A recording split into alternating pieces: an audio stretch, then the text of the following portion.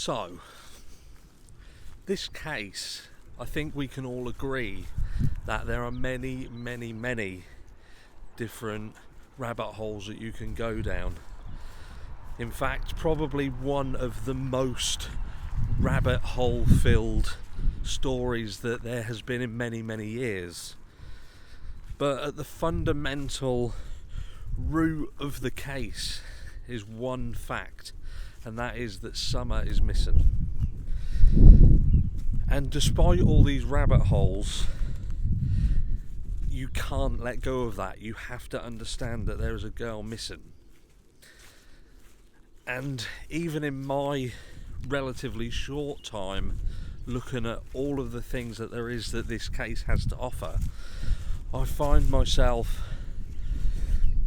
constantly changing what I feel could be potentially at work here.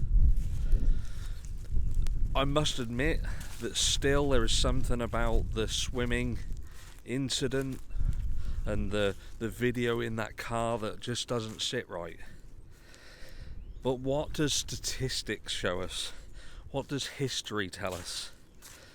And when you take all the other things into consideration, what does that also tell us? Now, we know that this family was surrounded by criminals.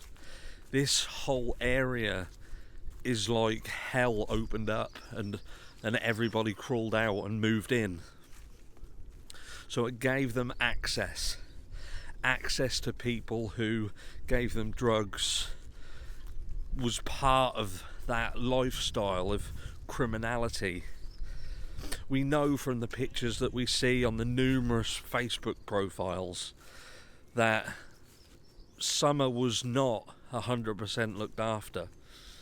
We have posts that show Don Wells' own niece stating how he had sexually abused other family members, and that she'd even said that you give this perception that you're Mr. Wonderful kind of thing, when we all know that's not true. So what do statistics tell us? And that is this, that when a child goes missing, the likelihood is that that child is sold. And the chances are is that they're sold for sex. And as sad as that seems, it is the most probable thing that happened to Summer in this case. I'd like to think not.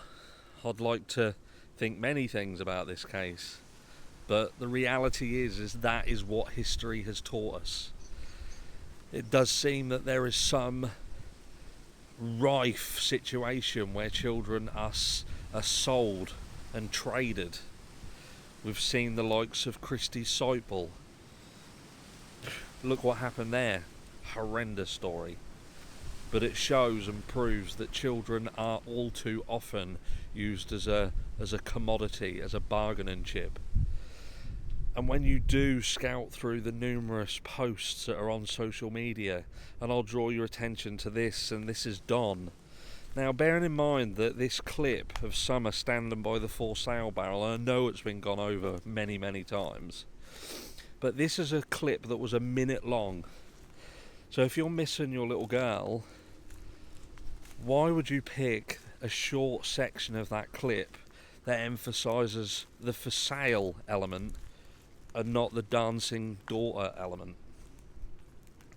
Why, after posting that, would you then upload 20 pictures of your child back to back to back to back? Why would you do that? Like, I don't sell my children. I've got 5. I must admit there are times where I'd like to sell them. But look, I don't know how you would go about selling your child, but there must be a code, a way, a method that you get the message across that you have a child who is available. Would you post a picture of that child standing next to a for sale barrel and the pictures like you would a car advertisement? You know, when you have the front picture for sale and then the numerous pictures that show exactly what they're going to get in the event of a transaction. Again, I'm just putting it out there because this theory is exactly what the statistics show. Not what I say, not what you probably think. That is what statistics show.